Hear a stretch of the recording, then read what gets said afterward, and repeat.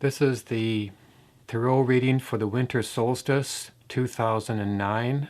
I followed a somewhat different procedure this time in terms of pulling 10 cards in the afternoon, then reading the descriptions in weight and allowing those things to percolate for a while.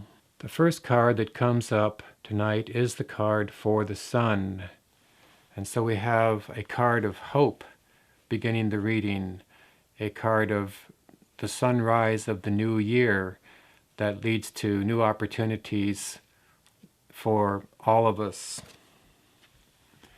And then the second card we have is the card of temperance, a card of forces moderated by consideration.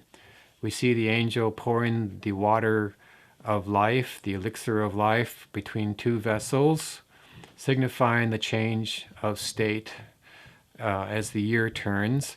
We also see that she has 1 foot on the land and 1 foot on the water, so she is able to look into herself while remaining literally grounded. And then we have the card of strength, which we've also been seeing recently.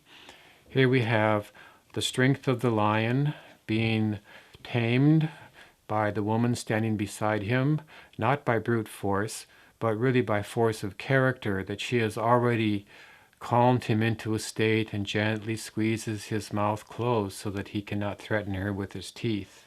This character has the infinity symbol over her head, which also appears over the head of the magician, who is the next card in this reading. So it's interesting that the symmetry of these two cards coming one upon the other. Early in the day, I was thinking about some of this and thinking that anything that happens locally is partly the sum of everything that happens remotely. This kind of comes from quantum physics, quantum entanglement, action at a distance, and so on. It's also interesting that all of us have volition, so that we are adding our own impetus to what goes on locally and remotely. The next card that comes up is the card for the Chariot. And this is the warrior card. And the warrior energy is something we definitely need at this point in time of conflict in the world and in our society. This is the righteous wrath. Not necessarily the physical, but in Waite's discussion, he talks about this is the warrior of the mind and the spirit. And that's certainly what we need. The next card we have is the Fool, the Zero card, the Joker, the trickster, the innocent who is about to step off the edge and doesn't care, the innocent who takes the action that needs to be taken, really without regard for the consequences, perhaps because he knows that the consequences are going to materialize in any case, or that he has no control over the consequences, and that the consequences of inaction are likely to be much harsher than the consequences of action. And then here we have the card of the Empress. And so we have the card of the feminine power.